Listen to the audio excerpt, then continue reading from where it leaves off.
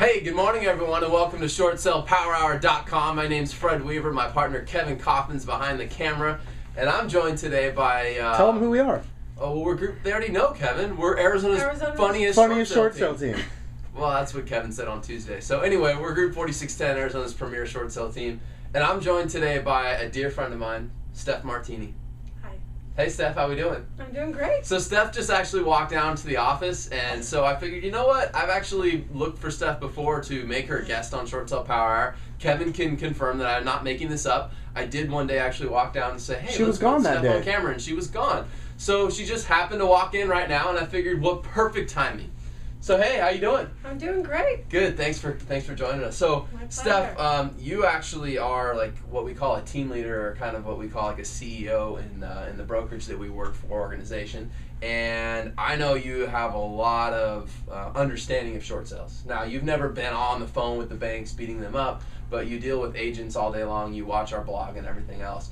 I'm just curious what watching Short Sell Power Hour has done for you and maybe other agents. And I'm not saying this as a testimonial piece, but just to give maybe some of our viewers that are new to Short Sell Power Hour, or just to get your experience on what Short Sell Power Hour has done for you.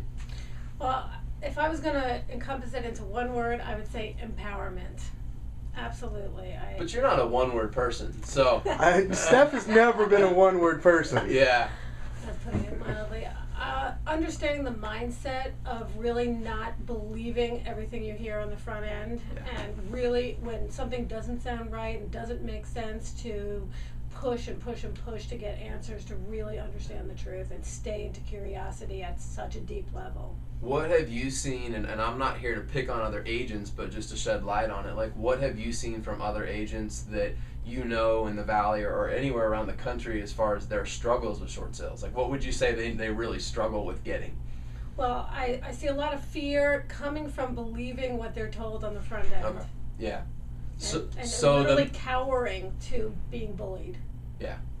I think that's a really great way to say it, and I know that as Kevin and I have done a lot of work with the Active Rain organization, and we've also traveled around the country and taught short sales, I hear that from a lot of people, and it sounds something like, but the bank said, or, you know, something to the effect of, but they told me. And, you know, one of the things that Kevin and I are always quick to say is, well, who's they?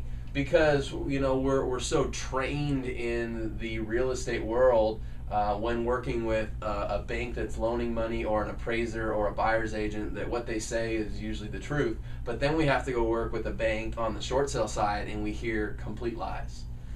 I like to equate this with something that my mother calls clerk mentality. No offense of anybody who is a clerk or anything, but calling a store, calling a insurance company, calling any place and just believing what you're hearing on the front end by somebody who may not have the authority to even say that in the first place, or may not know. So if you're feeling this doesn't make sense, keep pushing and pushing and pushing to get answers, and that's what you guys have taught me and have empowered thousands and thousands of agents all over the country. Yeah, and if you don't buy into the concept yet that there are some lies that get fed your way or some mistruths, then just get used to asking questions over and over again to several different representatives.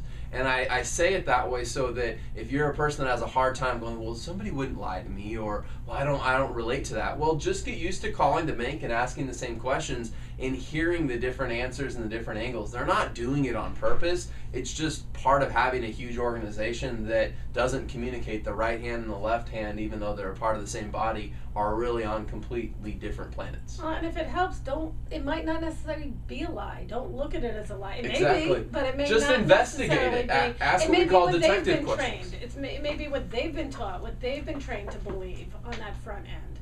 Yeah, I personally don't think people are out there just blatantly lying over and over. I mean, I'm sure there's somebody, and there are some people in every organization that do that, but I personally believe that it's a lack of training, it's a lack of communication from the top down. All that contributes to what I'll call just this amazing mystery of this doesn't add up. I'm hearing one thing, I get told something else. So do your detective work, as Kevin and I like to say. And then the last point I want to bring up here in the episode is something I love that you just hit on, which is don't basically accept an answer from somebody that doesn't have the authority to say yes. meaning that if they tell you, well, no, you're not qualified, your homeowner can't do a short sale, or you got to be 6 months behind on payments, or whatever it is, if you at any level in your gut go, that doesn't sound right to me, then question it by calling back and seeing if you get a different answer and not stopping. We're not saying run people over. We're not saying yell at people and tell them they're wrong. We're just saying if it doesn't seem right to you, question it and get some different answers, specifically from somebody who has the authority to give you those answers. It's true in every organization. So, hey, Steph, thanks so much for joining us. My pleasure. Steph Martini, my friend, awesome team leader. Thanks for being here. And you know how this goes at the end, so you get to wrap it up with us. So let's close it up on 3. 1, 2, 3. Short sale power hour! Short sale power hour! That was powerful. Crush it.